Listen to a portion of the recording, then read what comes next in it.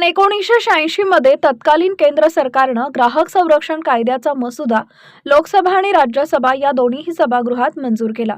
त्या मसुद्यावर 24 डिसेंबर 1986 रोजी तत्कालीन राष्ट्रपती माननीय ग्यानी झैल सिंग यांनी स्वाक्षरी केली। म्हणून 24 डिसेंबर या दिवसाला राष्ट्रीय ग्राहक दिन म्हणून साजरा केला जातो। त्याप्रमाणे दिनांक 24 डिसेंबर 2025 रोजी विटा येथील बळवंत महाविद्यालयातील संत गाडगेबाबा सभागृहात राष्ट्रीय ग्राहक दिन साजरा करण्यात आला। या कार्यक्रमाची सुरुवात दीप प्रज्वलन आणि कर्मवीर भाऊराव पाटील आणि स्वामी विवेकानंद यांच्या प्रतिमेच्या पूजनानं झाली। महाविद्यालयातील प्राध्यापिका डॉक्टर राणी किर्दत यांनी प्रास्ताविक करताना या पावलोपावली फसविल्या जाणाऱ्या ग्राहकांचं प्रबोधन होण्यासाठी अशा कार्यक्रमांची गरज विशद केली। श्रीमती आर्या चव्हाण यांनी प्रमुख पाहुण्यांचा परिचय करून दिला।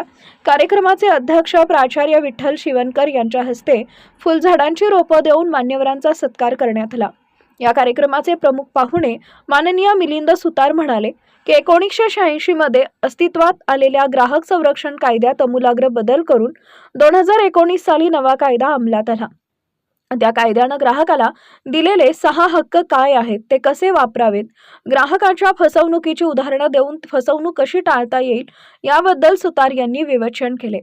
ते पुढे म्हणाले की बाजारात मिळणाऱ्या वस्तूंचा दर्जा, किंमत या गोष्टी तपासून घेणं आणि दिलेल्या रकमेची पावती घेणं ग्राहकांसाठी अनिवार्य आहे। मिलिंद सुतार यांनी स्वावलंबी भारत अभियानाची सुद्धा माहिती सांगितली।